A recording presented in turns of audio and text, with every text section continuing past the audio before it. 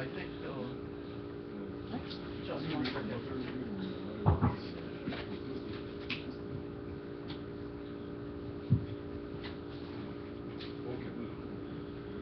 I think we're going to start and start the full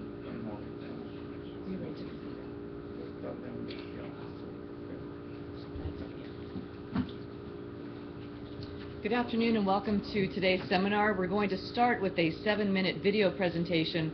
Following that, we'll have speakers to begin the program. Thank you.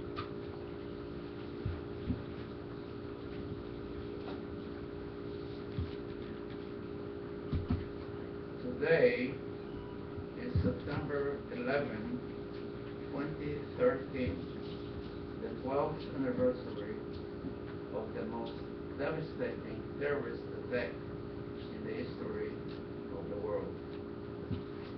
We're facing two critical questions. One, is the worst yet to come? And second, can the United States and its friends and allies defeat the Al-Qaeda terrorism in the future? In order to answer these questions, we would like to provide a glimpse of some of the lessons of the past and assess the future outlook in the coming years.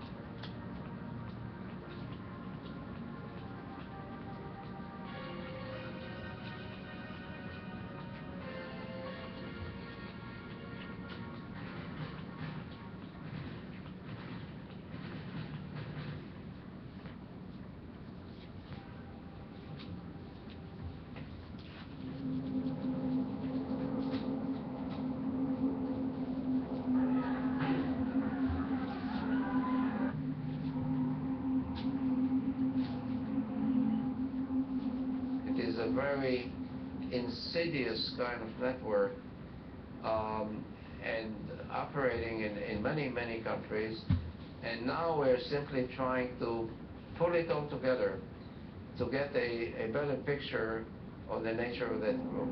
That Ben Laden network would also resort to super terrorism, biological, chemical, nuclear, as well as cyber terrorism, which can obviously devastate critical infrastructures around the world.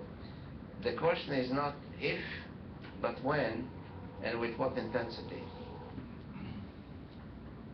In fact, Al-Qaeda reportedly has cells operating in as many as 60 countries, from Canada to Ecuador, from Bosnia to Bangladesh.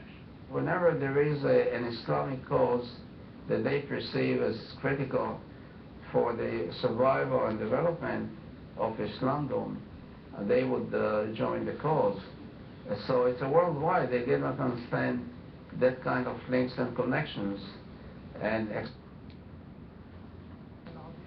we call the youth to learn Muhammad's way, to migrate to these harsh lands, become his followers, and go to war for him. Osama bin Laden's message spread throughout the Islamic world. They were engaged in a great deal of education in hatred, indoctrination of children, and thousands of children who studied in their schools that they are going to be the future mujahideen, the future terrorists.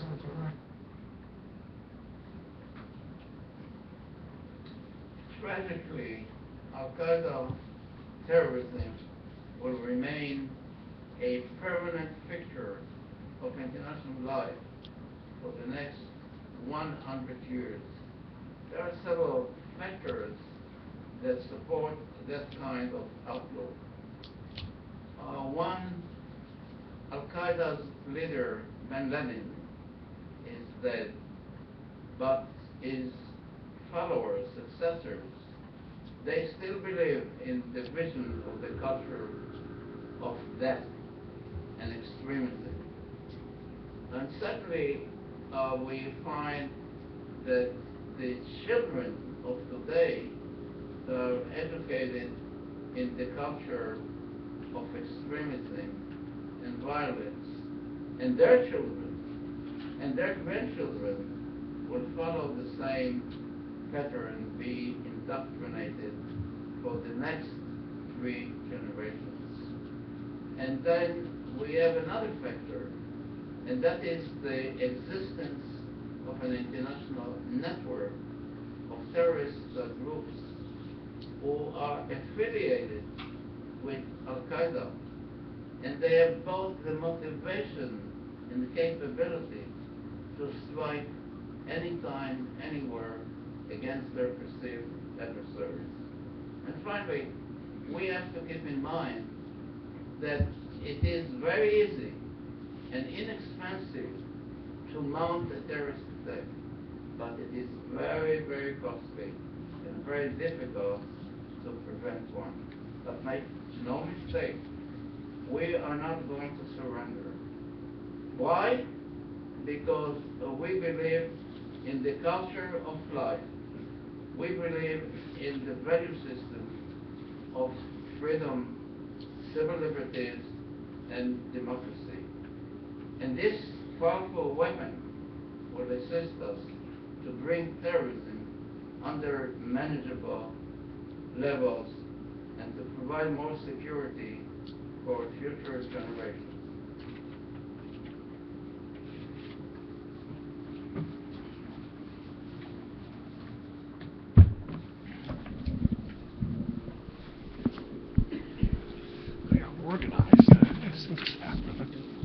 This is the first time we've actually held any seminar in this room, so I think you'll agree with me. It's going very smoothly thanks to the professional team we have here juggling podiums and screens and whatnot. I'm Mike Swetnam, and it's my privilege to welcome you to the Potomac Institute for Policy Studies, our annual discussion on terrorism centered around the horrible date of 9/11, when this country was horribly attacked by ruthless terrorists in New York and here in Washington, D.C. The Potomac Institute is about science and technology policy and how to develop science and technology that is good for the society and helps move the society forward, and how to mitigate the evil uses of certain types of science and technology.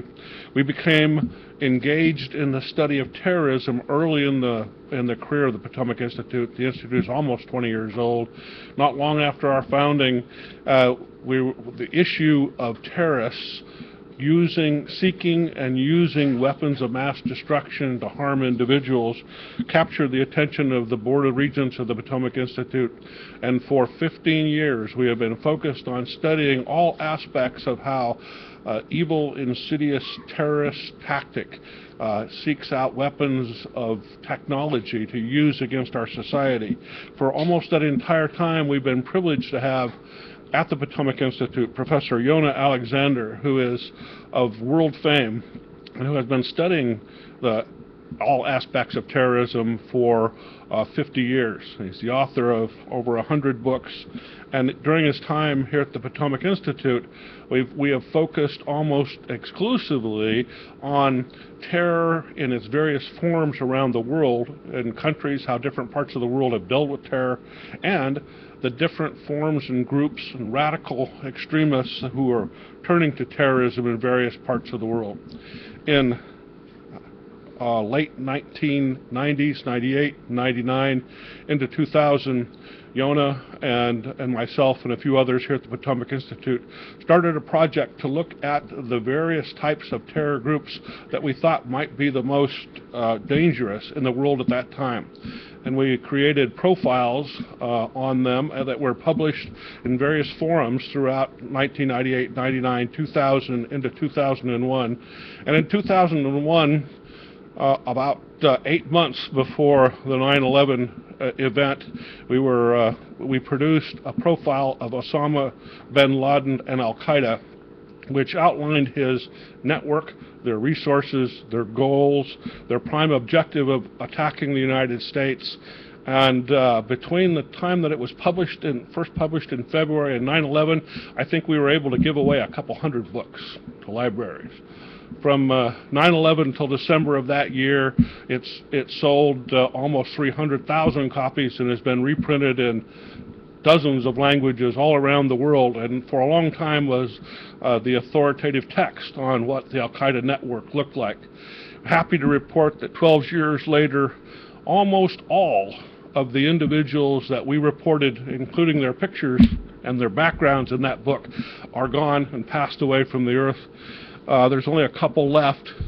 Sadly, however, the network itself has fractured, bifurcated, and spread even further around the world, and some would say is maybe even more dangerous today than it was 12 years ago. The point, however, I think Yonah will tell you about, and if you read the work and the studies that he's been involved in for 5 decades, will tell you that it isn't so much the individual group Al-Qaeda what Al-Qaeda looks like today. It's that there will always probably be a handful of individuals out there somewhere in the world who are motivated to use weapons of mass destruction to kill their fellow man in very, very insidious ways. We are not safer today than we were in 2001, simply because the numbers of individuals motivated to do bad things to us continues to grow, just as the population grows around the world. Before 9/11, it was common knowledge or common to look at terrorism in the United States as something that happened over there. An attack on our embassy, or attack on other people's embassies, or things that happened in countries that were having problems in the Middle East or other parts of the world. 9/11 made it very clear to the United States and most of the Western world that terrorism happens here. It happens everywhere. That there's a terror group anywhere in the world threatening a population, they're threatening you as well. That the world has shrunk not just in time and space and information, but it has shrunk in terms of our ability to be threatened by individuals and small groups with weapons of mass destruction. So we need to maintain our vigilance. We need to maintain our ability to stay aware and stay ready, not continually frightened, for that gives the terrorist what he's seeking, but continually vigilant and aware.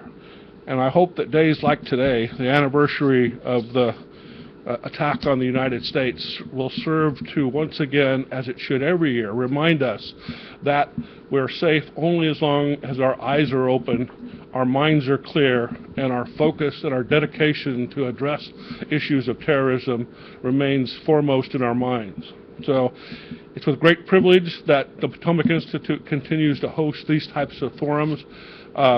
I want to, before I pass the podium on to Professor Alexander to introduce our guests, I want to thank Professor Don Wallace, who's here, who's been our perpetual co-sponsor and partner in sponsoring Yonah's activities for a decade and a half, and it's due to the largesse of the International Law Institute and the Board of Regents at the Potomac Institute that we're able to do these things. I promise you that as long as I'm here, we will continue to keep our focus on this issue as one of primary importance to our society. So with that, let me turn the podium over to Professor Yonah Alexander, who will say a few more words about the type of work that we've done, his agenda going forward, and of course about the threat that we face today. Professor?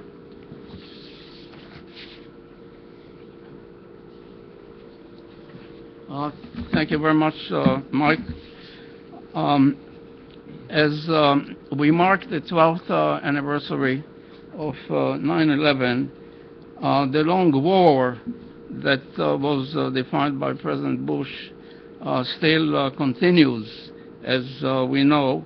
So the bottom line of our discussion today, in my view, is what are some of the political and legal and economic and strategic consequences, and what is the outlook that we can somehow assess as we move on into the future. So we do have a outstanding panel to begin. And before I introduce them, I would like to make a personal actually note here because of the dedication for the victims of terrorism on a personal note. And I'm sure that many of you knew some of the people who were killed in New York, in Pennsylvania, and in Washington. I'd like to mention two names. One is John O'Neill. Some of you may know the name. He was one of the top FBI professionals who focused particularly on the nature of that threat from the Al-Qaeda. He was involved in many investigations, but always he saw the writing on the wall in terms of an attack against the United States. And when he retired from the FBI, he became the director of security, ironically, at the World Trade Center. And I had the privilege to participate in some of the academic activities that the FBI organized, and John O'Neill also participated in our activities. But just to indicate the commitment to service and to protect America, John O'Neill was in the building when the Al-Qaeda struck. He left the building, and then he rushed into the building to assist those victims, and he was killed in that process. The second person that I knew, and I knew some of the students who were students of mine at the State University of New York, and we do have a memorial in their memory and monuments and so forth. But the other person that I'd like to mention is Haggai Sheffi. Haggai Sheffi was an Israeli officer, a captain in the IDF, and he was recognized for his contribution in Israel. He came here, he became a businessman about 35, and he was in the building when the Al-Qaeda again struck for a meeting, and he died. And his father, General Dov Sheffi, who was the legal advisor to the Ministry of Defense and the government of Israel, he tried to promote the whole idea that we cannot forget. We cannot forget, we have to remember. And I think we have to make sure that the terrorists don't perpetrate similar or worse attacks in the future. Now, with that personal note, I would like to introduce our key speakers. First, Brigadier General Richard Gross, who is the legal counsel and chairman to the chairman of the Joint of Staff, and he actually has a very distinguished background. We distributed the bios on each one, so we don't have the time to go into great details. If you read it carefully, you will see that he contributed a great deal in the academic field, a graduate of West Point, the War College, and the University of Virginia Law School. Incidentally, we cooperate, as you know, also with the University of Virginia Law School for many, many years, and unfortunately our colleague couldn't come here. But at any rate, in the academic field, the military leadership and staff and command positions. And I would like to mention particularly his contribution to the force in the Sinai and multiple combat activities, deployments in Iraq and Afghanistan. And he received many decorations for his contributions. So we asked him to share with us some of his thinking about the implication of 9/11 for all of us. General Gross, please.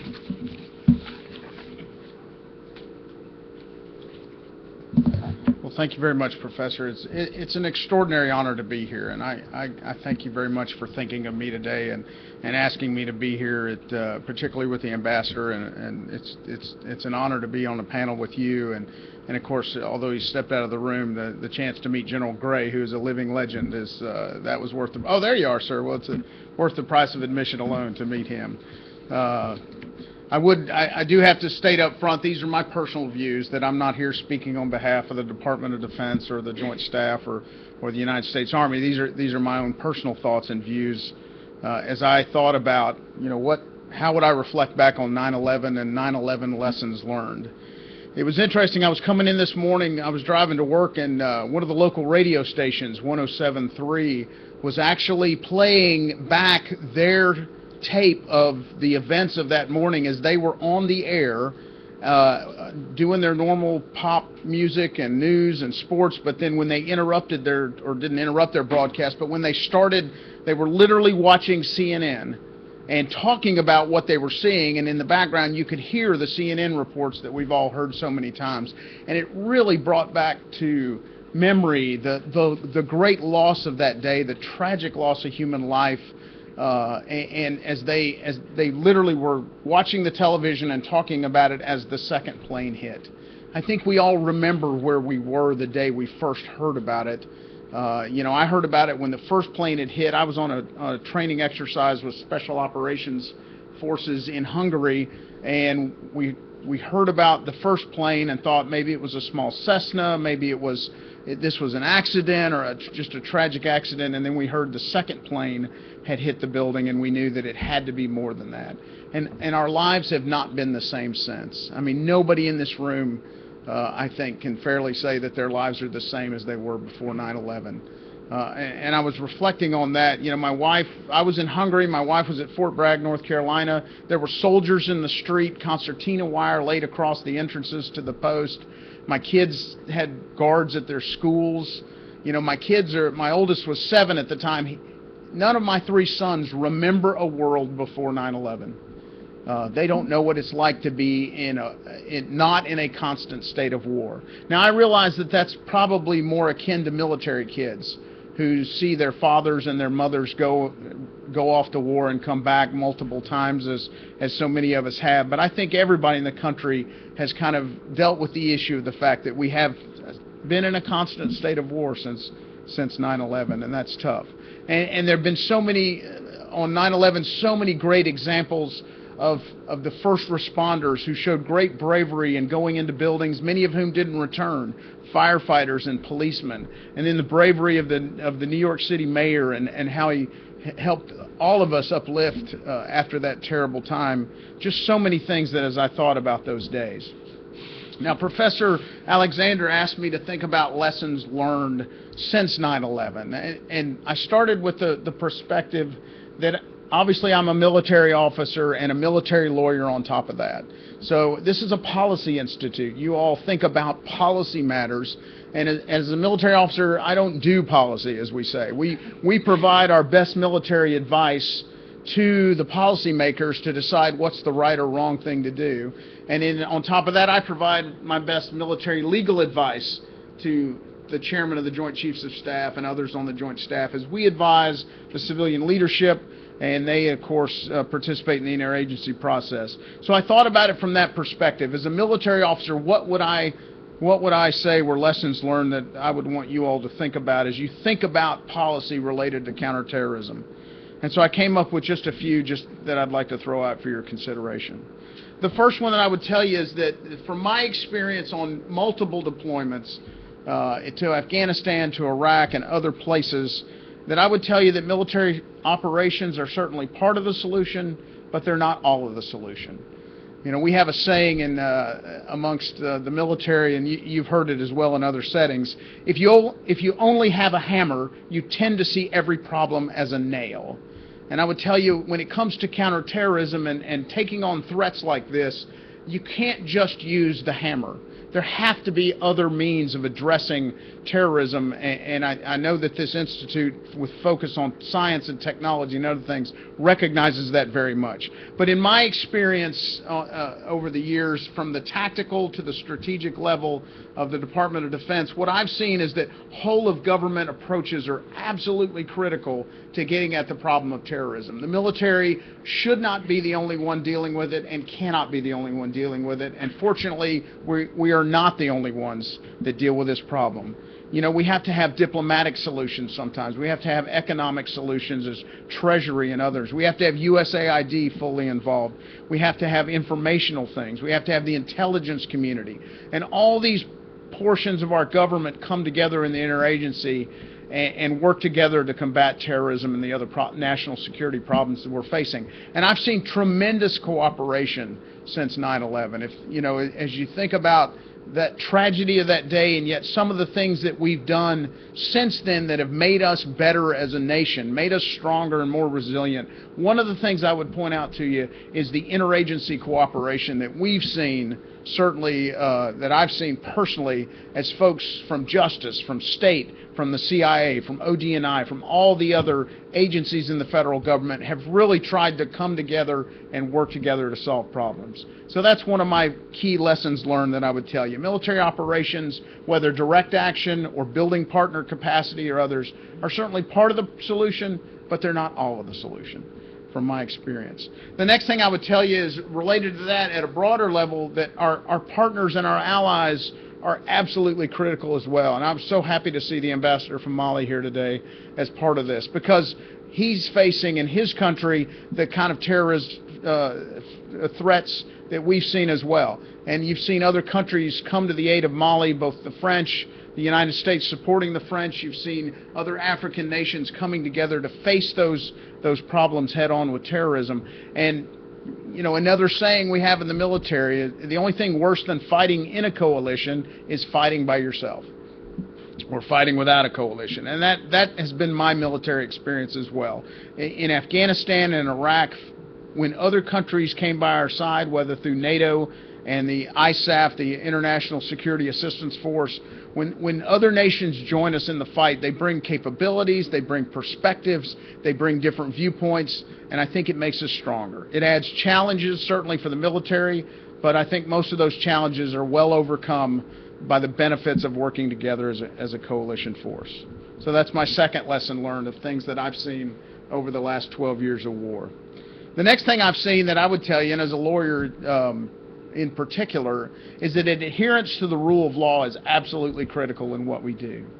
You know, we've seen incidents in our history over the last 12 years where we didn't necessarily adhere to the law, the rule of law, or the law of armed conflict in particular, and in particular with detention operations in Abu Ghraib. But we've seen instances like that, you know, some misbehavior, misconduct by individuals in war zones, where when we fail to adhere to the rule of law, we lose some of our legitimacy. We lose some of our credibility. And frankly, it sets us back strategically and operationally when we have incidents like that do violate the law, that just set us back as we try to move forward to meet our goals and accomplish the mission.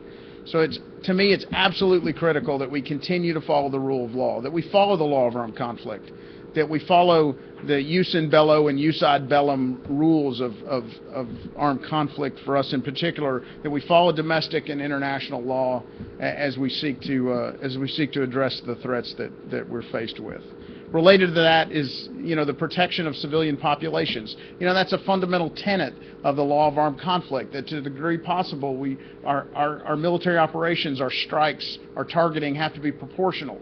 We have to as much as possible, avoid collateral damage. And we found that not only is that the law, obviously, and that it makes sense to follow the law because it is the law of armed conflict, but it also helps us in our operations, particularly in a counterinsurgency like Afghanistan. The more we protect the civilian population, the easier it is for us to meet our goals. So that's another important lesson that I learned, in particular working as the ISAF legal advisor from 2009 to 2010. And then the last part, I guess the thing I've learned is and this is a plug for my profession, is the critical role of lawyers working with policymakers, working with commanders, working with decision makers. If you're going to adhere to the rule of law, you have to know what the law is. And we can inform policymakers about the legal boundaries of the decisions facing them and help them guide them through some of the risks of particular forms of decisions in order to get them where they want to be to accomplish their mission.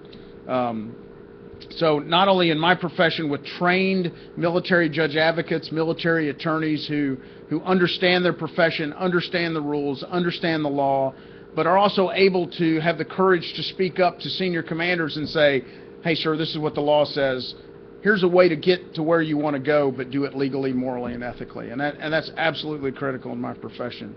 You know, Harold Coe made a speech in 2010 to ASIL where he talked about the role of the legal advisor. And he was talking about the State Department, of course. But I thought it was really just a fascinating way of looking at the role of a government lawyer. He said a government lawyer had to be a counselor, a general counsel advising on the law, had to be the conscience of the organization, speaking the law to power, speaking truth to power, using good judgment to help decision makers make good decisions. And then third, he said that lawyers had to be the defenders of U.S. interests, and then finally a spokesperson for international law. And I would tell you, as a military lawyer, I see all of those as part of my role as well. Although for the last one, I might say that I'm a spokesperson for the law of armed conflict.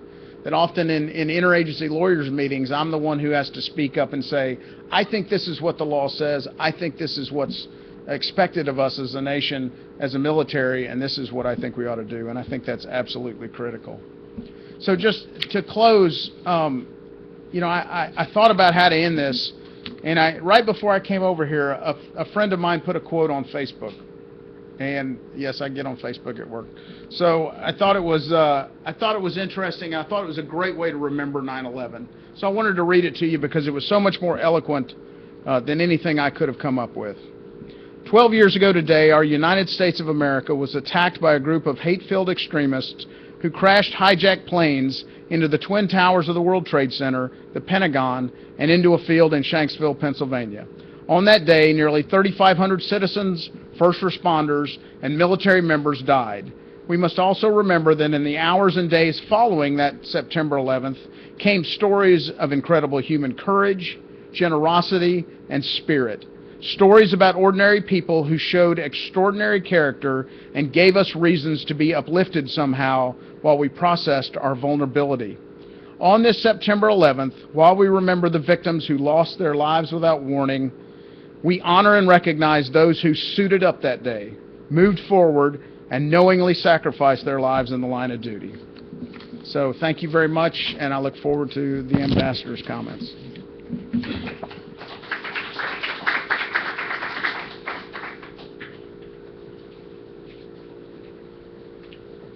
Thank you very much, John Gross, for your insights, and particularly humanity. I mean, because all of us are in the same boat, and on this point, obviously, the victims of 9/11 were the majority Americans, but also victims from over 90 countries around the world, and it indicates the brutalization and the globalization of the problem.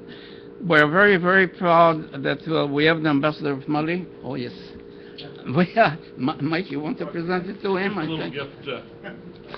If nothing else, you can take away some of our writings. Oh, thank you very much. You can probably get him to sign that one, too. There we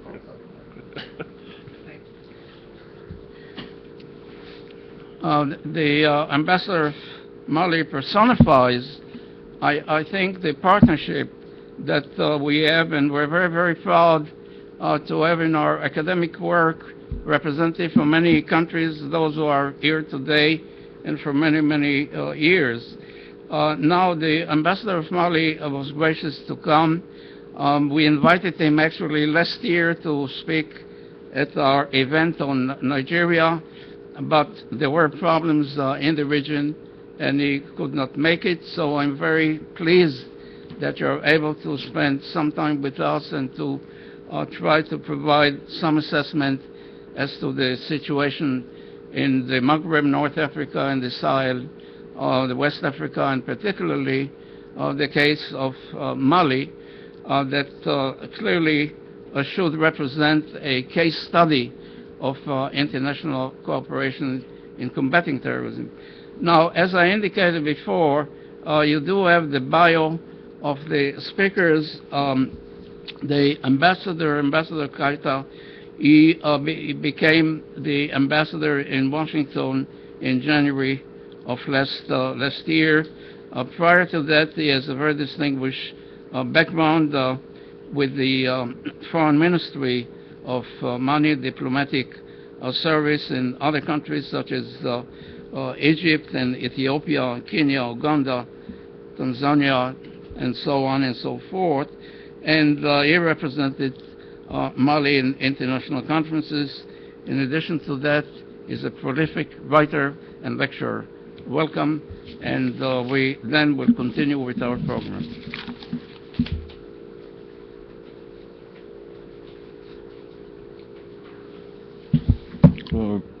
Professor Michael Sweetman, Joanna Alexander, and General Richard Ross. Thank you so much, and I'm delighted to be here and to speak with you today. But first of all, I would like to say that I agree with you that today we are not safer. I agree also with you that we need to maintain vigilance, and also that eventually worse days have to come. But I agree also with you that we are not going to surrender to terror in the world. You spoke about this political, legal, humanitarian consequences and lessons to be learned from the 9/11 attacks. I would like to appreciate what General Cross mentioned about this international lessons learned from this horrible attacks, and I would like to focus on some lessons learned in Africa, in the Sahel region, and in Mali, particularly after these attacks. As you know, the international community response to terrorism has been firm and resolute, especially following these attacks of 11 September 21. The magnitude of these attacks was provided a huge vigor and momentum at the international level to fight terrorism in all its aspects and manifestations. Today, terrorism continues to pose a serious threat to international peace and security, the enjoyment of human rights, and social and economic development of states, and undermines global stability and prosperity in Africa. In particular, that this threat has become more diffuse with an increase in various regions of the world of terrorist attacks, including those motivated by intolerance and extremism. In Africa, 9/11 spurred new concerns for the need to strengthen counter-terrorism measures in light of the lessons drawn from the events and the emerging global counter-terrorism standards. Africa has over the years promoted and supported international instruments that regulate practices that could contribute to terrorism, such as the Palermo Convention on Transnational Organized Crime, the Ottawa Convention on Anti-Personnel Landmines, the United Nations Plan of Action Ottawa Convention on Anti-Personnel Landmines, and the UN Plan of Action on Illicit Trade in Small Arms. In addition to these international instruments, Africa has also considered and developed common positions to counter and regulate those activities. In West Africa, especially ECOWAS leaders have vowed to leave no stone unturned in their fight against terrorism. On 27 and 28 February 2013, ECOWAS adopted a political declaration on a common position against terrorism, which included a counter-terrorism strategy and implementation plan. This strategy is the result of an inclusive process that began in 2009. The principal purpose of the declaration and strategy is to prevent and eradicate terrorism and related criminal acts in West Africa. But despite all these efforts, today Africa has become the main arena for international terrorism and is firmly in the grip of an entire network of terrorism organizations which are more and more often presenting a united front. Terrorist groups in Africa, Al-Qaeda in the Islamic Maghreb, the movement pour l'unicité et le jihad en Afrique de l'Ouest, and Ansar al-Din in Mali, among them Al-Shabaab and Boko Haram, had become more dangerous, diffuse and entrepreneurial, exploiting porous borders, economic stresses, and diminished focus on counter-terrorism. Actually, the terrorist threat in Africa poses new and particularly complex challenges. Terrorist groups are showing greater skill and at forming alliances and manipulating grievances and taking advantage of ungoverned spaces.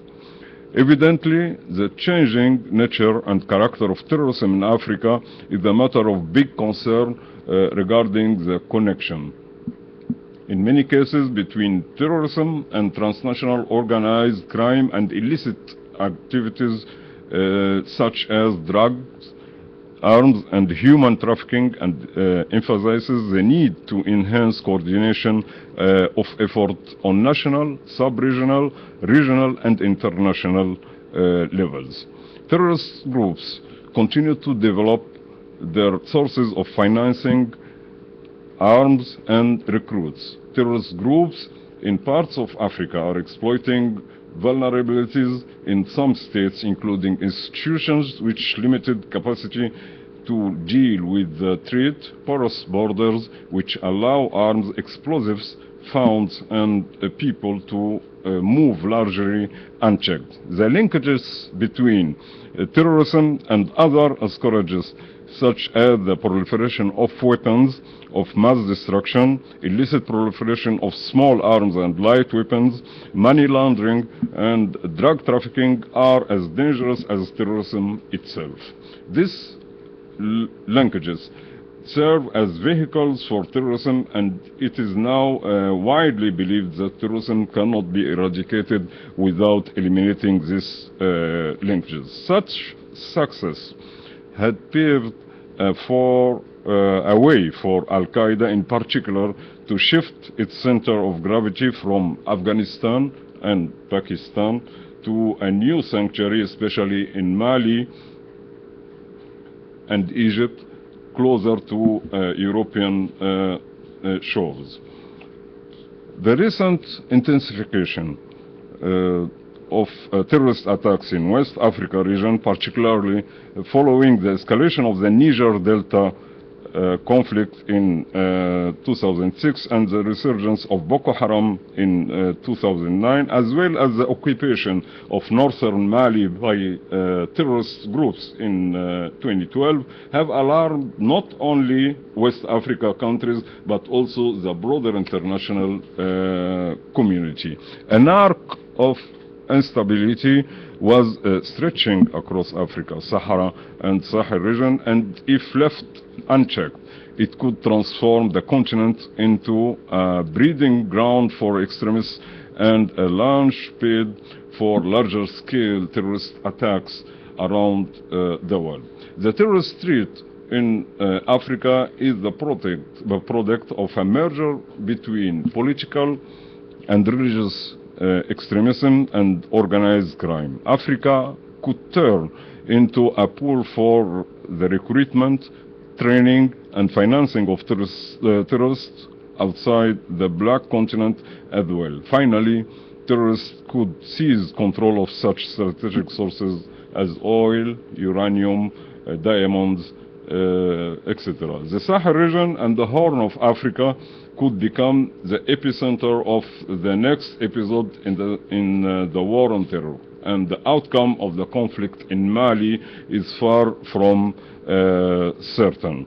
The Islamists have not really been beaten in Mali, but have slipped away into the wilderness. The challenge facing the international community and the international intervention to support the French forces already on the ground is therefore not only how to deal with it militarily, but also politically. With that in mind, it reaffirmed the need for the international community and African states to work closely and directly through the African Union and other regional frameworks to implement enhanced measures for cooperation, mutual assistance, and coordination. About the lessons learned in Africa from this 9/11 attacks, we can highlight 6 major lessons. One, the unfolding developments in Mali and across West Africa deserve close attention, particularly given the region's emergence as the new front in jihad. 2, the linkages between terrorism and other scourges such as the proliferation of weapons of mass destruction, illicit proliferation of small arms and light weapons, money laundering and drug trafficking are as dangerous as terrorism itself. These linkages serve as vehicle of terrorism, as I already mentioned. 3, the multifaceted threat of terrorism in Africa requires a multi-dimensional response. The United Nations Global Counterterrorism Strategy recognizes as much. A comprehensive approach not only involves tactical efforts and capacity building to thwart attacks and degrade terrorist infrastructures. It also involves active participation and collaboration of all states and relevant international and regional organizations and civil society, and underlines the need to address the conditions conducive to the spread of terrorism. 4, the long-awaited integrated strategy for the Sahel of the United Nations provide a strong template for coordinated activity across the Sahel region, encompassing security, governance, development, human rights, and humanitarian assistance. 5, Sahel and Maghreb states should enhance interregional cooperation and coordination in order to develop inclusive and effective strategies to combat in a comprehensive and integrated manner the activities of terrorist groups, namely Al-Qaeda in the Islamic Maghreb, EQIM, the Movement for l'Unicité et le Jihad en Afrique de l'Ouest, MIJAO, and Ansar ad-Din, and prevent the expansion of those groups, as well as to suppress the proliferation of all arms and fight transnational organized crime, including drug trafficking. 6, reducing the threat of terrorism in Africa demands a broader effort to create more prosperous and tolerant societies in which radicalization is rare, opportunity is palpable, and hope drives. That requires fighting poverty and corruption. It requires expanding trade and investment and building critical infrastructure so that African economies can grow sustainably.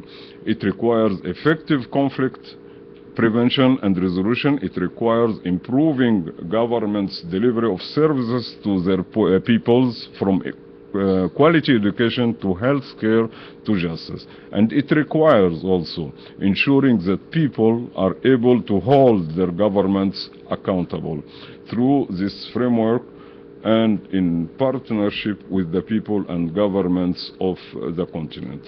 There is no doubt that Africa is the new theater in the fight against terrorism. And today we remain mindful that no one nation can fight terrorism alone. And a long-term coordinated international approach is the only way we can defeat terrorism. So we must strengthen the ability of African states to counter terrorism while protecting human rights as called for by the UN. This is extremely difficult and challenging work, since the threat from terrorism is greatest in the countries where the rule of law and human rights are weakest. In closing, let me just say that the combination of intelligence, diplomacy, development and partnership with all nations is the only way to defeat terrorism over the long term. We must be resolved,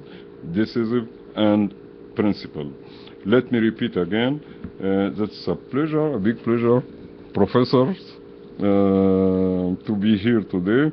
I'm going to learn a lot from this seminar, and once again, thank you for giving me this opportunity to speak to you, and thank you also for the invite last year. As you said, we had huge problems in the Sahel region, and just before that we had a coup d'etat in Mali in January, in March 2012.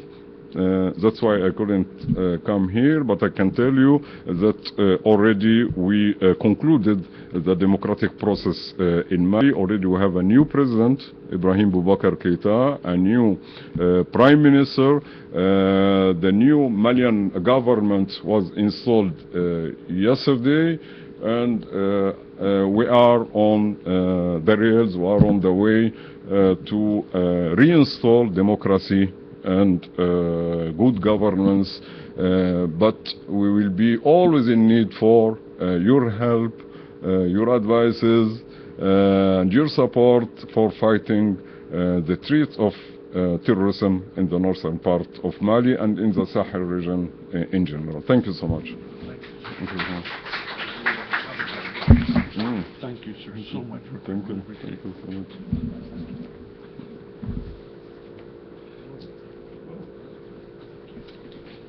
One second, Mr. Ambassador.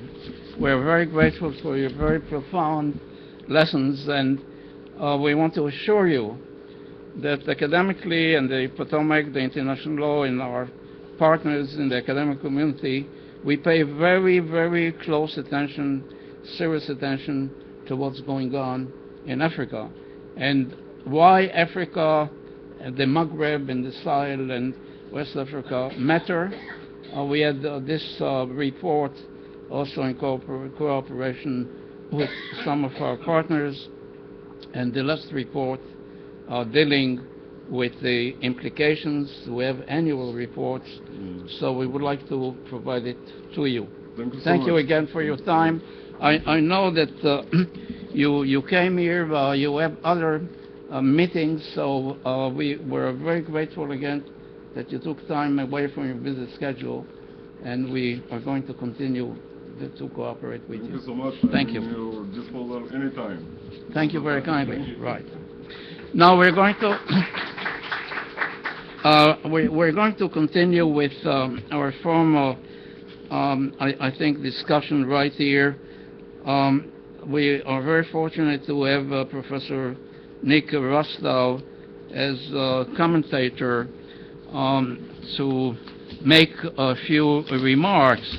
In fact, I saw just a few days ago a program that we had through the Catholic University Law School in Congress, actually the Senate, and it dealt particularly with the legal responses to terrorism that we sponsored, co-sponsored.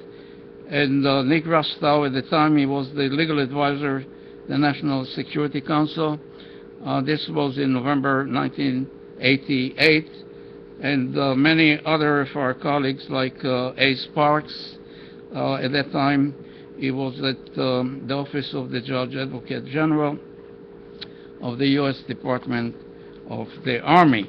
Now, again, Nick bio is available to you. I had the privilege to follow his work for a very long time, to cooperate as much as we could. As you will see, he was academically trained at Yale, and he was teaching many institutions, including the Naval War College, and also visiting professor at the Israel Institute of Technology at the Technion. And in addition to that, he also was a staff director of the Senate Select Committee on Intelligence. And in addition, he was the legal also advisor to the State Department and some of the leading, I think, policymakers, including a special assistant to President Reagan and President George H.W. Bush. I know that you just came from a class at the National Defense University, and we really appreciate your participation. Thank you, Yonah. It's a great privilege to be here. Thank you, Mike, General Gross, Ambassador Kaita. I have to begin by the usual disclaimer that I'm not here representing the government, and the views I express, to the extent I express views, are my own. I'm never quite sure what the role of a commentator is in an event of this sort, since just about everything I might have said has already been said by General Gross and Ambassador Kaita about the nature of the terrorism problem and the lessons we've learned painfully over the last decade about how to approach, understand, and deal with it. And we're still learning, and it's very much an iterative process. Particularly where the United States is concerned, I can't speak about other governments and other institutions, but we seem to forget things that we never should have forgotten, since we learned them very painfully and expensively, both in terms of treasure and blood. But that's the way we are, so we've had to relearn some things that appear to be perfectly obvious, and that we learned during the Vietnam period, or the Korea period, or World War II, or the interwar period. So, or even during the Civil War, dare I say it. The principal character of counterterrorism operations is that well, first of all, terrorism operations are a young person's game. So the average age of a terrorist the age group is 18 to 35. There aren't very many old terrorists, and baby terrorists aren't very numerous either. Secondly, it's a police, military, intelligence problem in terms of operational control or response, and that requires not only very intense and constant interdepartmental communication and coordination and collaboration by a single government, but also international and multilateral collaboration. It's very difficult, if not impossible, to conduct serious counterterrorism operations, to implement effective counterterrorism measures if a country does it on its own. It just doesn't really work. The third thing is that governance and a kind of cold-eyed view of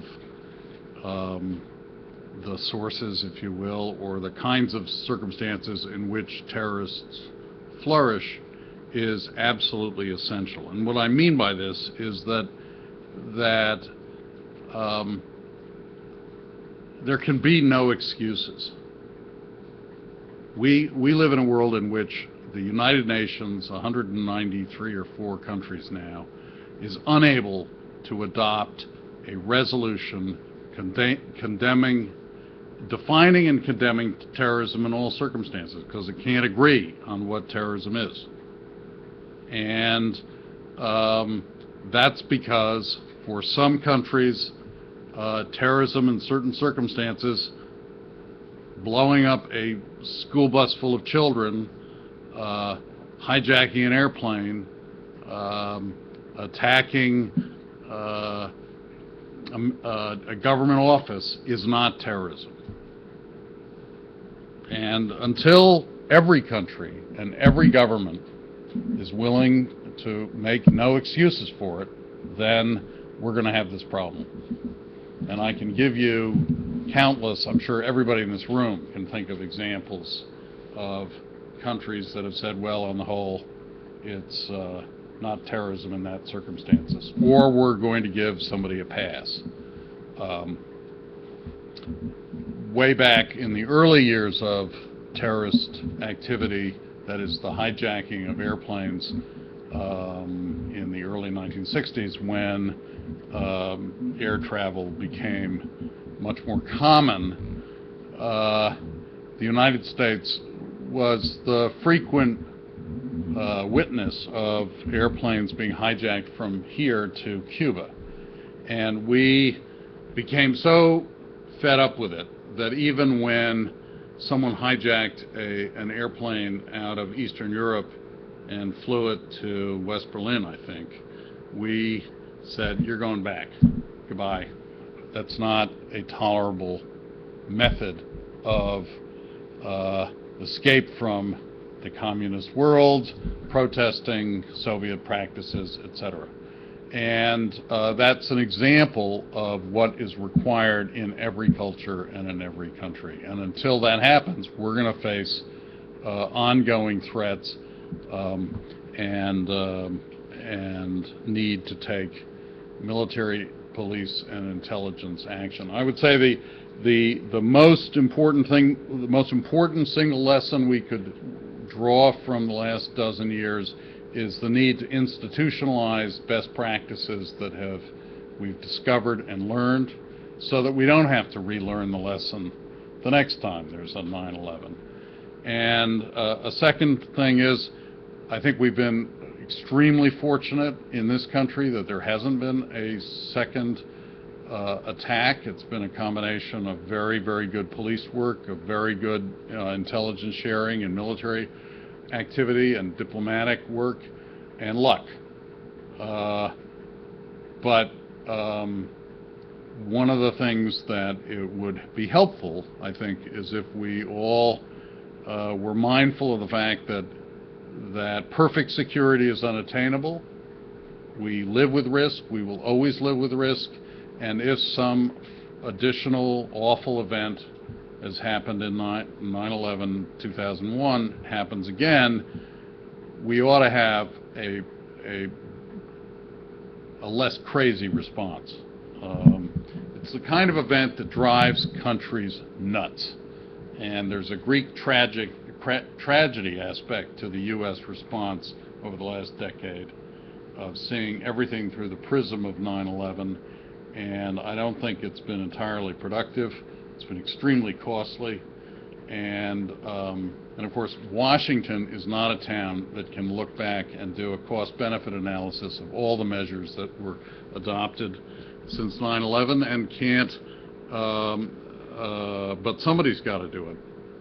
It'd be nice, maybe the Potomac Institute, but it'd be very costly and very time-consuming, but of infinite value. And but we've got to try not to be driven nuts by the next terrorist attack when it happens. Let me once again thank you Yonah, for inviting me, and I apologize for being a bit late, but I wholly agree with what General Gross and Ambassador Kaida said. I think it's really, counterterrorism is a rule of law problem. It's a governance problem. And the moment we step outside and see it in other terms, we Americans get into trouble and become less effective. And so I tip my hat to you folks in the trenches. I'm just a professor, and so thank you very much. Thank you for coming, my friend. Really appreciate it. Good work. Thank you.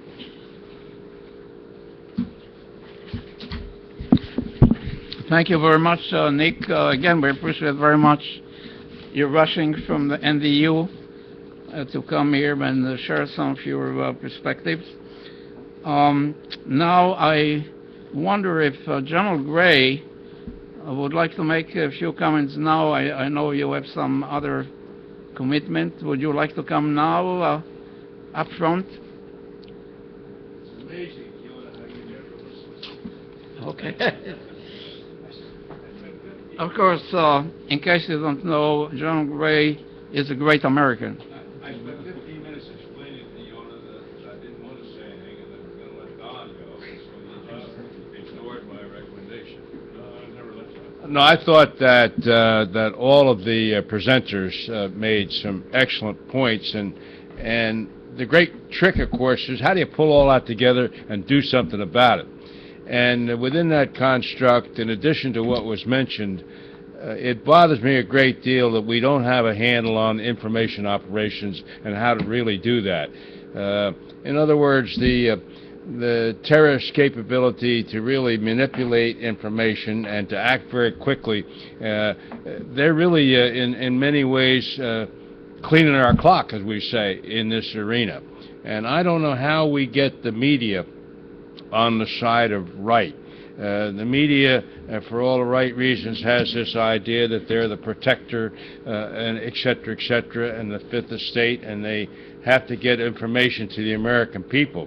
But the way it's presented, and in the short sound bites, and in the lack of really thoughtful analysis of what it really means, and to add on to your point about to keep these events from driving us crazy and from acting like they're the incredible kinds of things. I don't know how you do that, and I wish we could think about that and study that a little bit. We simply we run to the mass too quickly about these things. If we would be silent about a lot of it and be quiet about a lot of it and just let it go its own way, and then when our intelligence and other kinds of operational capability give us the information we need, to whack them and go on and do something else. We don't do that very well, and I don't know quite how to approach that kind of challenge, but it's a real challenge, and I wish we would spend more time thinking about that. We don't really understand our history very well, and we don't institutionalize, as has been brought out here by all of you, really.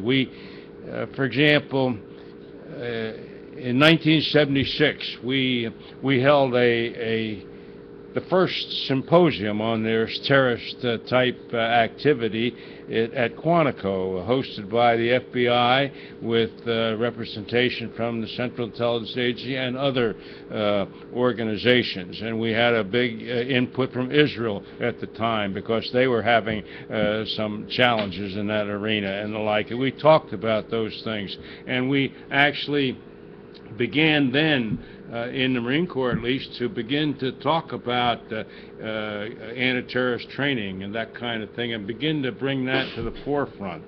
And of course, terrorism in the Marine Corps, as you well know, started big time in October of 1983, 30 years ago, with the triple bombing, really. The bombing of the Marine headquarters in Beirut, the bombing of the French headquarters in Beirut, and the bombing of the Israeli headquarters in Beirut, all within a couple of minutes. A very well-coordinated, well-thought-through attack.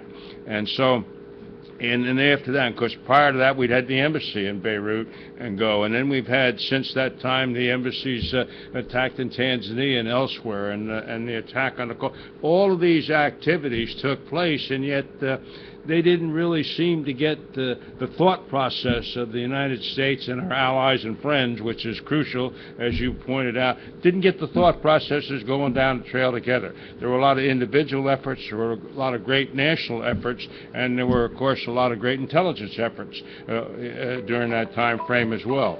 But I'm going to have to quit here and take this phone call. My wife's having some health problems, and this is her checking in, but I'll come right back in, okay? Thank you, sir.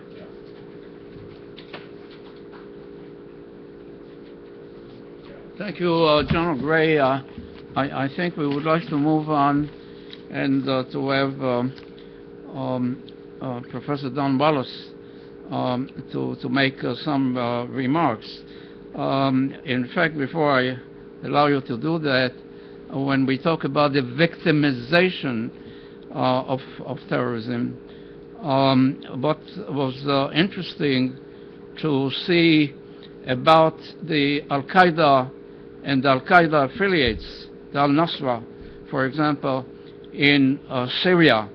I look at you, I look at our colleague, Dr. Fernando Jimenez, who was the governor of the Basque Country, and the three of us and two other of our colleagues, we had the opportunity to go to Syria and to look at the situation and meeting with some very high-level people. I never forget our visit to Maalula that was so much in the news in the past few days as almost the last fortress of Christianity, going back to the time of Jesus, where the language is Aramaic. We were the monastery, and we were the church, and now the Al-Qaeda affiliates actually took over that city a few days ago. So with that, I would like to invite you, Don, to make a few comments. I know you have other engagements as well. And as academics we say, we have about 45 minutes, but try to finish in 3 minutes. I'll try to take 2. Thank you, Yona. I'm a law professor, and I'm supposed to say a few things about the law. I'm supposed to make closing remarks, which means they don't have to be prepared. But as everyone has suggested, I mean, the real problems, in my view, are not, in the first instance, legal at all. It's how do we cope with the sort of scourge of terrorism? And I think the General, the Admiral, and the Ambassador have made the point. Cato Institute put out a book, it's a rival organization, called Terrorizing Ourselves. It's a little cynical, but it's really worth looking at. The United States tends to overreact. We're a very energetic, young society, and at great expense, incidentally. And I think General Gray suggested it might be the media, it might be education. It's true, but it's a terrible problem. And as I think the real lessons are really not for lawyers, in my view, in the first instance. Although both Yona and I speak a lot about the rule of law, Nick speaks about the rule of law, the ambassador spoke about the rule of law. This lawyer, General Gross, and incidentally, I just would say in passing, that military lawyers are among the more impressive lawyers in this country. I used to be chairman of the International Law Section of the ABA, and I was constantly impressed with the seriousness, the integrity, the intellectual honesty of the JAG officers, etc. And the government, including the military lawyers, don't always get the credit that they should. Just 1 or 2 things talking about law. International law, I will not spend much time on it. I think we've seen over Syria the incapacity of the UN to function, the Charter, the Security Council, won't get into that. The law of war, of course, has been applied by lawyers such as General Gross to problems, that being a body of international law. I suppose the United States Constitution and domestic law are important, and we've had endless debates about who are these characters? What category do they belong to? Are they unprivileged combatants? Who are they, you know? And I have to say, although I'm a Republican, I don't think that the administration in power from about 2003, I would focus on that date, really helped us very much in clarifying that, to be honest. But we think about detention, military commissions, which also get a bum rap. The conditions in Guantanamo. We had an interesting program here about releasing prisoners. And the whole question that I think Nick or others touched on in America, are these criminals or are they something else? Is it law enforcement? And the ambassador spoke to that. We could spend a lot of time on that. I won't. Just one or two concluding remarks. The flap over surveillance, and I'm one of those who has absolutely no time of day for Mr. Snowden whatsoever. But paradoxically, he has generated a fabulous discussion, and you wonder why our intellectual and political leaders didn't start that years ago. And so you get this issue. This is, in a way, the domestic issue of how do you react to these to the issues of surveillance. And in my view, it's not really a law issue at all. It's an issue of good citizenship, intelligence. But as someone just said a moment ago, you have to balance off safety, our safety. My wife is an English woman, not a liberal American. Her father was a judge. She's all for safety and sort of basic goods. We Americans believe a great deal in the rule of law and liberty, and that's it. How do you balance them off? Can we get 100% of each? Probably not. Then what risks do you take? Do you give 98 to safety, etc., and so forth? But that is really the issue, and it's not so much of it's an issue that lawyers grapple with, because intelligent lawyers, I was a government lawyer, we tell our clients what the law is, but we also try to tell them how to get things done within the law, and we try to impart such wisdom as law school gave us or our lives. I would say one final thing. There was an op-ed piece this morning, I think it was it was an op-ed piece by Lee Hamilton and Governor Keene, you know, who'd been the co-chairman of the 9/11 Commission, saying there's one area where General Gross is not listened to. In the government, we cooperate, in the executive, in the military. The Congress is appallingly irresponsible. The number of committees of jurisdiction that do not properly exercise oversight over the government. And take, for example, the whole business of NSA. Every goddamn congressman knew about the Patriot Act. They knew exactly what that law authorized, but then they chose to forget about it until Edward Snowden made himself a front-page figure. So there probably are lessons to learn, but it's not entirely clear what they are. But thank you. And by the way, one final thing. I have learned one thing through all of this work, and that is the inestimable energy and work that Yonah brings to this field. I mean, he has his problems. He was my client once. But I have to say, Yonah, that you really are a productive little fellow. Anyway. I have to go. You know, I've got to go. Ich muss laufen. Thank you. General, can I give you my card? Don Wallace always is embarrassing me. At any rate, we have some time for a discussion. We have very distinguished people right here, and I would like to recognize them and give them the opportunity to make a comment, not a speech, or to ask a question. And I would be very grateful if you would mention your name and affiliation. I think I know most of you, but it's up to you. Now, we don't have a mic up front, so you have to speak louder and maybe to repeat your question, and then we'll have some of our colleagues to respond.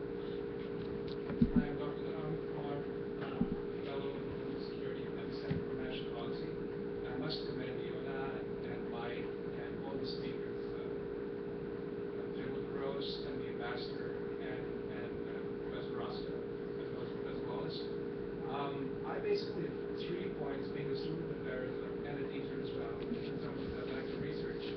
The ambassador did touch on this, the terrorist financing, organized crime nexus. What kind of strategies do we adopt in Africa and elsewhere to stymie the growth and the increasing emergence of terrorist financing and organized crime? That's one part. The other, segueing into another area where General Gross probably has a lot of experience, is negotiating with the Taliban that's reconstituted. It's not really gone away, just like Al-Qaeda. Does negotiating with the Taliban really help? I mean, is that a clever strategy, really? And thirdly, back to Al-Qaeda, there's been this talk of the relationship between Al-Qaeda affiliates and Al-Qaeda Central.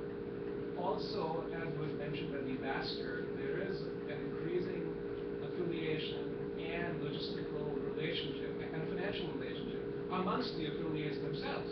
For example, Al-Shabaab and Al-Qaeda in the Islamic Maghreb and Ansar-Din and Boko Haram are all joined at the hip, and a relationship between Al-Qaeda and the Arabian Peninsula and Al-Shabaab in Somalia. So how do we take this into account in terms of implementing counterterrorism measures? Okay. General Gross, would you like to come up here or to? Come up there. Well, it's up to you. You can sit there as well. Let me sit here, because it's a seminar, so it'd be a little more informal, and I appreciate those questions. We'll start with first terrorist financing and organized crime. A couple of thoughts. I actually got to deal with this quite a bit in Afghanistan, because we did have folks from Treasury and folks from the international community, other countries who, Interpol and others, who very much watched this problem. And we watched it in the sense that, we saw there was a connection between Taliban and drug lords and folks who were growing the narcotics, the opium, and then those who were harvesting and then selling it, obviously. And it also links into that comment I made about the hammer and every problem looks like a nail. For the military, a pure criminal is not a lawful military target in that sense. I mean, we can't go out and take military action against a pure criminal. It would have to be a criminal that is also a lawful military target. And so the NATO rules of engagement and our own U.S. rules of engagement, we had to really carefully look at, was an individual Taliban who also had drug organized crime connections, or just purely a criminal that needed to be dealt with by law enforcement, the Department of Justice, Treasury, Interpol, and other entities. So sometimes sorting out through our own laws and our own lanes, if you will, becomes the real challenge. I know that several of the combatant commands in the United States are looking at the nexus between organized crime and military, things that are our lane. Certainly the intelligence community is looking very closely at it. And then the real challenge becomes who takes the action, right? How do you finish, if you will? We talk about find, fix, and finish. Who finishes? Is the finish an FBI agent who arrests? Is the finish Mexican or Canadian or some other law enforcement agency who arrests and then transfers to the United States? Or do they prosecute in their own courts? So it's an enormous challenge, and frankly, one we probably haven't thought enough about. But more and more we're seeing that nexus, and so we've got to think about it. And it's got to be interagency, and it's got to be intergovernmental. And I don't know if that answers the question, but that's kind of my thoughts on that. I'm sure Nick has even more thoughts. On negotiating with the Taliban, I'm really outside my line talking about that. Just, as you've seen in the press and statements, that is the pursuit of a political solution to armed conflict. We're the military, we provide military advice and certainly military options to policymakers who decide whether or not to pursue, political solutions to conflict. So I really, that's above my pay grade, as people say. So maybe I'll flip that one to Nick. It'd be interesting to hear what the ambassador's thoughts would have been on that particular one, just because of what they've had to deal with in Mali. And then as far as AQ affiliates to AQ affiliates, the one thing we have seen, both the intelligence community and the military will see, is this is a morphing enemy. I mean, this is an enemy that changes posture, that splits, that grows, that enters into new areas, that is on the move, and it is an intelligence community challenge and a whole government challenge to keep up with them and continue to track them. And then in my lane, as I think about things, there are authorities issues with that. As you probably know, we use the AUMF, the Authorization for Military Forces, our domestic legal basis for targeting Al-Qaeda and associated forces. And so as Al-Qaeda morphs and splinters and their new groups, then we have to analyze, is that new group, do they rise to the level of that statute that would authorize military action against them? And so that becomes a challenge as they continue to grow and spread. Yeah, just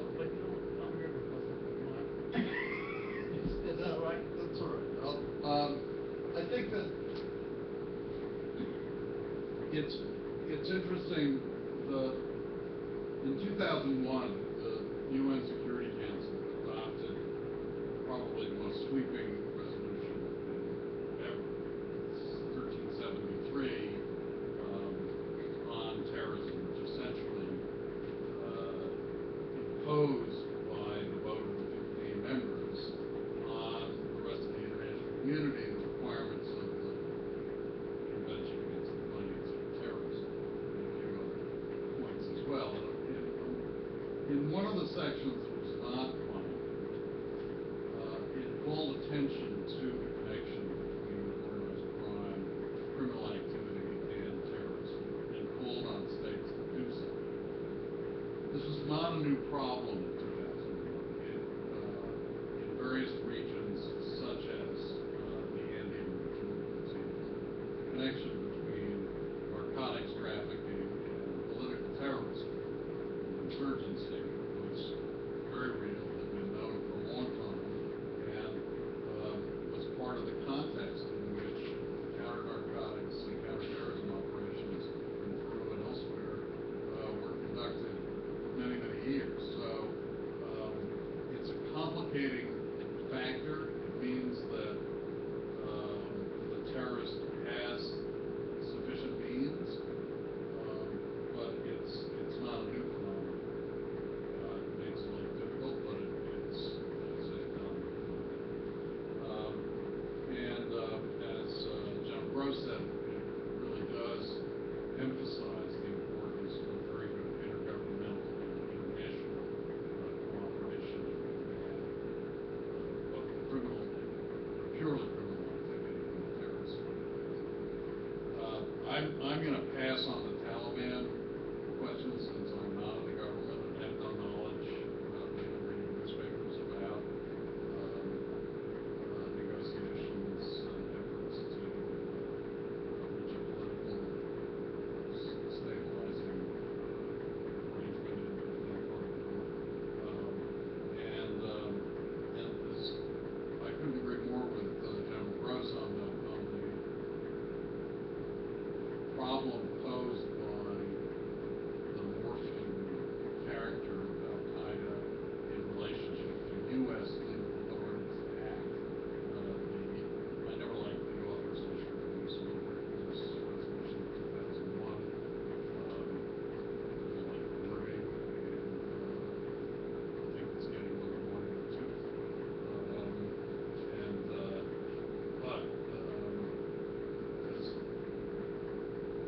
We need something, and it would be nice if we could reach agreement on the sort of authorities the president needs in order to conduct counter-terrorist operations using instruments that makes sense to use. It doesn't make sense to magically use Bureau of Indian Affairs, it seems the rest of it makes sense.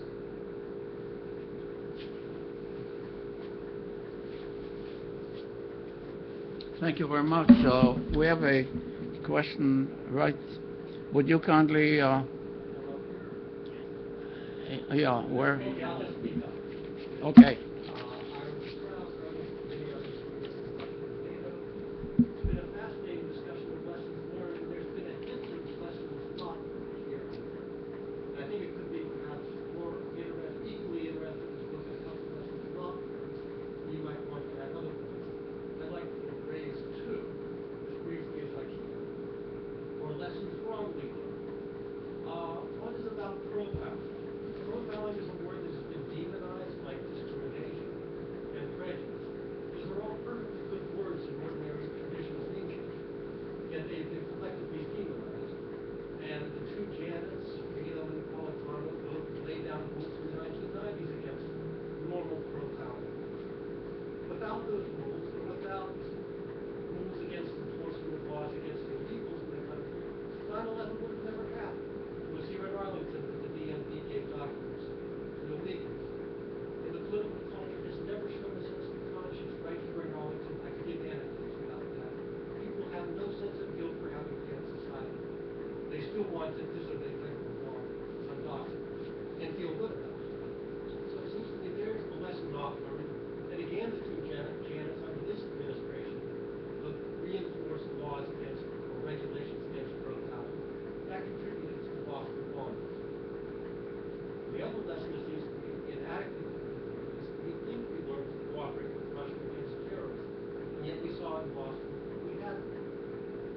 disregarded the information the Russians gave us. We didn't follow up on it.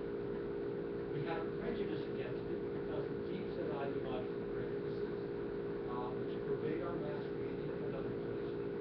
And we never really learned the reason. Another permissive reason why we had September 11 was our refusal to cooperate with Russia against the Taliban in the 1990s.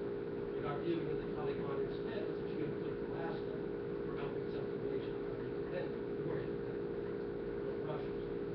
So it seems to me fundamentally we have never learned those two lessons, or we have mislearned both of them. And since the consequences have been so severe, one has to ask why. What are the deep-set traumas or ideological prejudices, including legal misinterpretations, that prevent us from learning these lessons, drawing reasonable conclusions?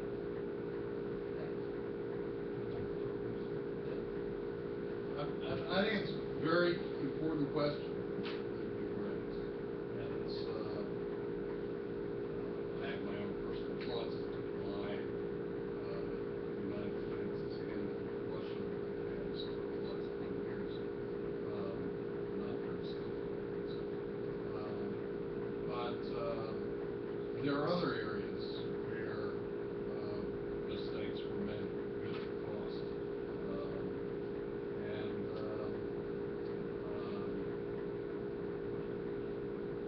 A lot of people spend a lot of time trying to identify lessons learned, both from successes and failures and oversights. The question is then, okay, how do you teach the lessons and institutionalize the good things that you've identified? And it's not easy. So I don't have an easy answer to you, except I think your point's very well taken.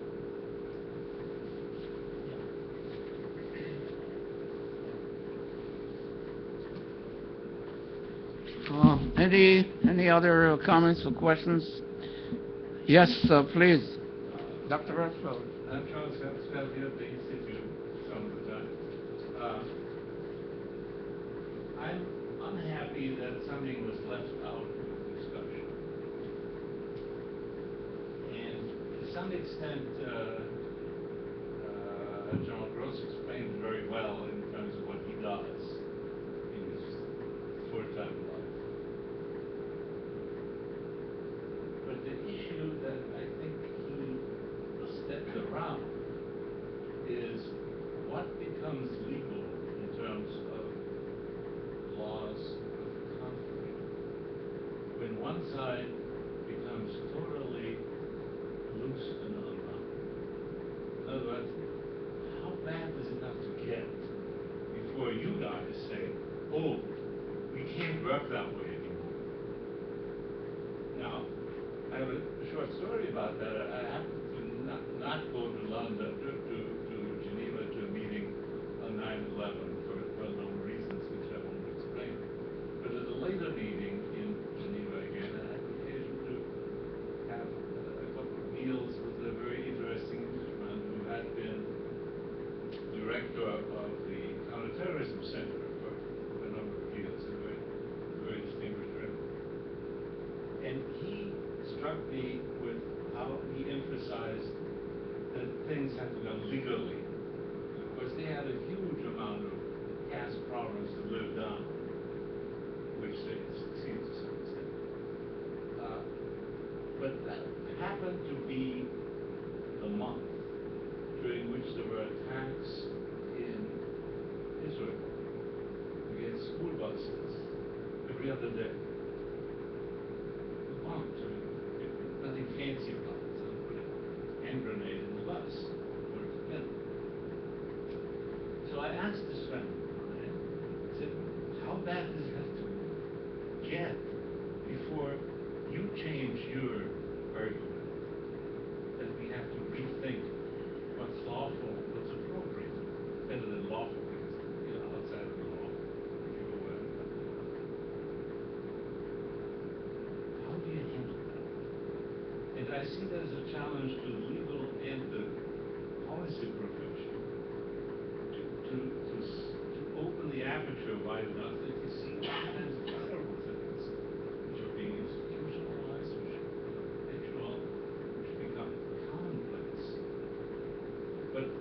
try to live by rules that are quite different, more limited. And we think that's the right answer.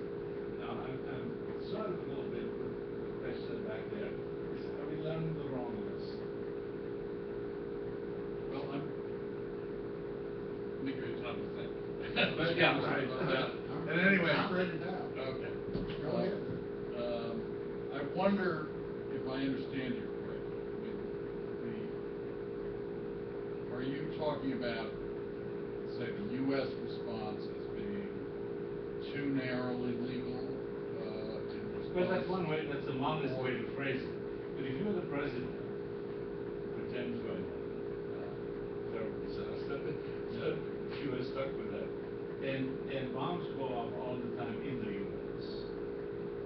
What's your next move? I mean, what's on your to-do list tomorrow?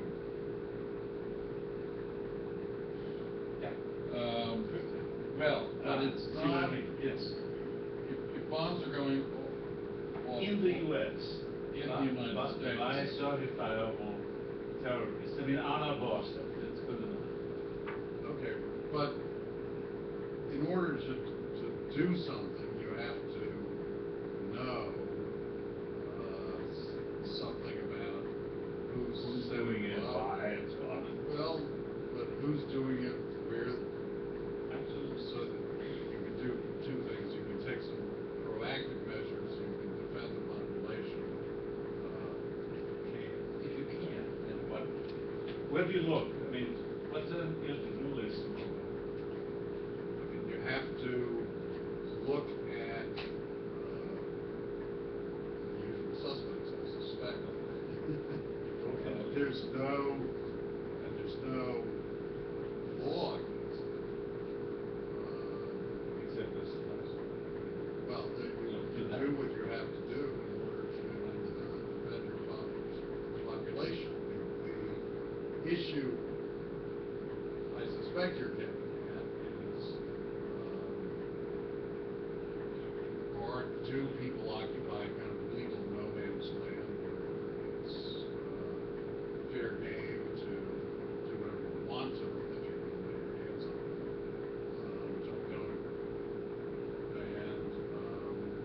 And I think the courts and the Pentagon have helped confuse things terribly. But by and large, the law of targeting, policing is sufficiently robust to give the president all the authority he needs and she to protect the population, to go after bad guys, terrorists, criminals, some combination of the two, who blow off bombs, whether it's Oklahoma City or it's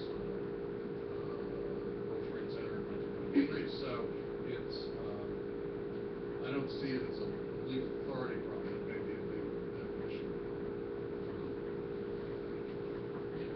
You know, we get this a lot. We get the parade of horribles. You know, what if the guy knows where the nuke is? Can't we torture him? Couldn't we waterboard him? Couldn't we? And there's a number of problems with that. The first problem is you're asking the lawyer. And my job is to tell you what the law is, what you're supposed to do under the law. And as a society, we've agreed to be bound by these laws, and we think it's important to our civilization to follow those laws.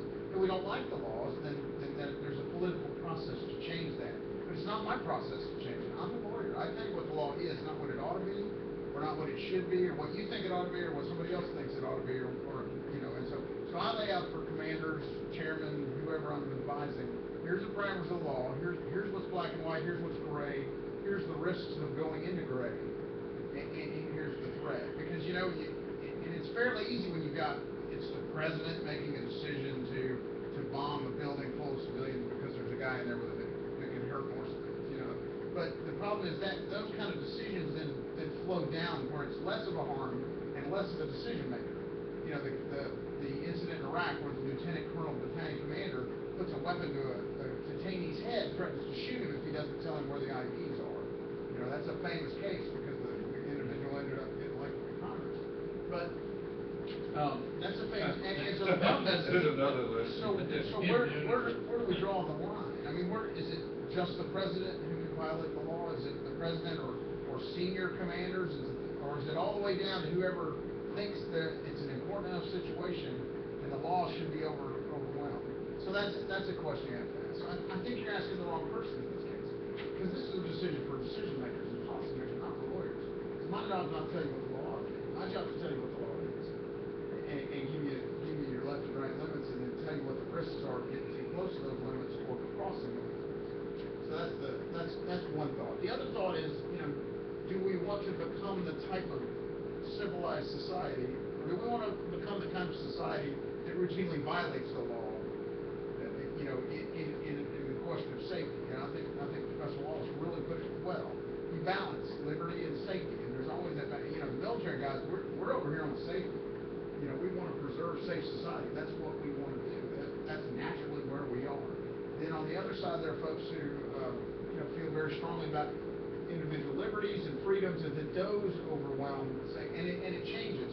In the month after 9/11, you weren't going to get a lot of votes for a anti-safety, pro-liberties bill in any legislature here in the country. You remember how it was. And then now we're 10 years later, when it's less, the wounds are less raw. It's different, and it probably will be different until the next incident, and then people say, "Wow, why are we doing this?" And so, at that point, I think we change the law. We don't violate the law. But I'm a lawyer, a policymaker. But I think that's a very important point, and you have to put that mentally kind of early off in your speech. Saying the problem is, if you're working for a problem, here's what the law is. If you can't live with that, think about how you change the law to a way that's more adjusted to what real problems look like they are. In that case, it's a big political process, complicated things done. No, that's worthwhile in order to preserve the kind of legality that we all have. That's a great point. Dave Smith and I were talking earlier about, in my business as an advisor to people who are doing things daily, telling them how to change the law is a possible solution, but that takes an extraordinary amount of time. And so I've got to tell them what the law is and what they can do right now. That's not a new law. Exactly. That's the job for policy institutes and NGOs and Congress and people who have the time to think about it and say, do we really want the Patriot Act to allow us to do this, or should it be something different now? But I have to tell the chairman, here's what we can do right now.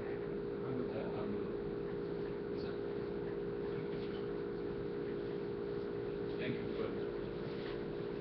Obviously, we can continue this dialogue for a very, very long time. I would like to actually close our discussion with two footnotes. One is an historical footnote. Clearly, we marked 9/11. As academics and analysts, we like to look at the historical lessons. And if we look at the month of September, now, there were some very dramatic, I think, incidents in the history of terrorism. And the question is, did we learn from history? One is the month of September in 1972, the Munich Olympics, when the whole world watched, and General Gray was talking about the role of the media. And we still debate what's the role of the media, to cover it or not to cover it, under what circumstances. And secondly, in 83, General Gray was talking about the attacks in Lebanon, in Beirut, and then there was an attack after the attack on the Marines and the French and the Israelis. There was an attack on the annex of the American embassy in 84. And finally, I'd like to also mention the September attack of 1989 on the UTA airline by Libya over Niger in Africa. We tend to forget it, and I have the feeling that we always learn from history, that we don't learn from history, and we have to go through this again. finally talking about policy and politics, and it came up again and again. And I'd like to share with you a letter which I received from a very distinguished American senator, and finally became a candidate for the presidency of the United States. At any rate, in 1984, he wrote to me that the subject of terrorism is a subject that, frankly, we don't know enough about it to even begin talking about legislation. And here we are again. And then he concluded and he said, the only approach to terrorism, in my view, is to use strong, almost terrorist-type tactics against those who initiate such an action. And this in itself is not acceptable to the average American. So frankly, just between you and me, I don't know what can be done about it, but we must continue thinking about it and working to resolve the problem. And this letter, as I indicated, was written in 1984, and the senator was Senator Barry Goldwater. And now again, when we consider what to do about the terrorists or about Syria, the question is whether the Congress would be able to discharge that responsibility. So again, it is very confusing, it's very complex, there are no magic answers, obviously, but hopefully we can stimulate more thinking about this, and I'm very, very grateful for you, General Gross, and to Nick Rostow and the ambassador and the other, General Gray, for your very extraordinary, I think, contribution, and to the audience for your participation.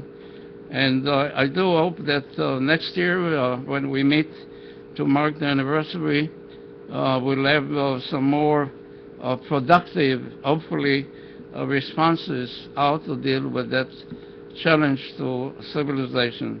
So thank you again, and look forward to see you in our next meetings. By the way, we're planning one on weapons of mass destruction in regard to the situation in Syria and Iran, and we'll communicate with you about this event. Thank you very much, and have a good afternoon. You're an amazing guy.